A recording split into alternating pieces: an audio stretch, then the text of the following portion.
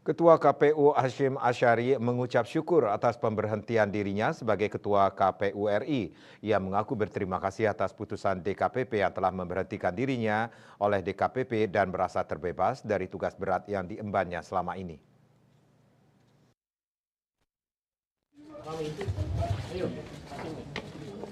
Ketua KPU Hashim Asyari memberikan keterangan resmi usai dirinya diberhentikan sebagai Ketua KPU oleh Dewan Kehormatan Penyelenggara KPU (DKPP) pada Rabu 3 Juli 2024. Dalam keterangannya, Hashim mengaku bersyukur dengan keputusan DKPP yang telah memberhentikannya sebagai Ketua KPU. Hashim juga mengaku kini dirinya telah terbebas dari tugas beratnya sebagai Ketua KPU.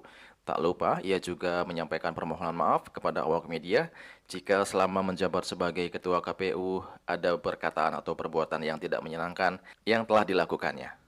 Pada hari ini, hari Rabu, tanggal 3 Juli tahun 2024, sebagaimana yang sama-sama teman-teman jurnalis ketahui bahwa DKPP telah membacakan putusan perkara di mana saya jadi teradu. Dan sebagaimana diketahui, substansi dari putusan tersebut teman-teman sudah mengikuti semua. Pada kesempatan ini saya ingin menyampaikan, saya mengucapkan Alhamdulillah dan saya mengucapkan terima kasih kepada DKPP yang telah membebaskan saya dari tugas-tugas berat sebagai anggota KPU yang menyelenggarakan pemilu. Pada teman-teman jurnalis yang selama ini berinteraksi, berhubungan dengan saya, sekiranya ada kata-kata atau tindakan saya yang kurang berkenan, saya mohon maaf. Saya kira itu yang dapat saya sampaikan pada kesempatan ini. Terima kasih. Assalamualaikum warahmatullahi wabarakatuh. Sebelumnya, Dewan Kehormatan Penyelenggara Pemilu DKPP menjatuhkan sanksi pemberhentian tetap terhadap Ketua Komisi Pemilihan Umum Hashim Asyari pada Rabu 3 Juli 2024. Hashim terbukti bersalah dalam perkara tindak asusila terhadap salah seorang PPLN berinisial CAT untuk wilayah Eropa. Dalam putusannya disebutkan Hashim terbukti melakukan pemaksaan hubungan badan terhadap anggota PPLN Belanda wilayah Den Haag.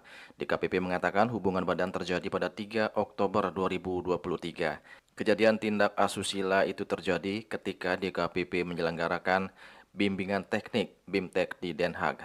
Dalam persidangan juga terungkap adanya komunikasi intens antara Hashim dan pengadu. Hashim disebut mengajak pengadu jalan berdua di sela BIMTEK di Den Haag. DKPP pun mengungkap adanya komunikasi pengadu yang meminta Hashim membawakan sejumlah barang yang tertinggal di Jakarta ke Belanda melalui WhatsApp.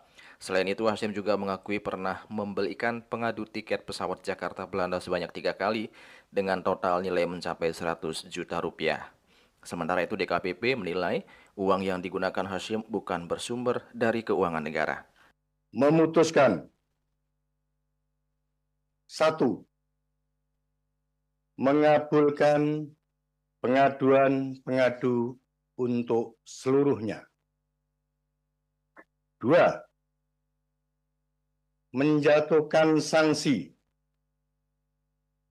pemberhentian tetap kepada teradu Hashim Asyari selaku Ketua merangkap anggota Komisi Pemilihan Umum terhitung sejak putusan ini dibacakan. 3. Presiden Republik Indonesia untuk melaksanakan putusan ini paling lama 7 hari sejak putusan ini dibacakan. Dan 4. Memerintahkan Badan Pengawas Pemilihan Umum untuk mengawasi pelaksanaan putusan ini.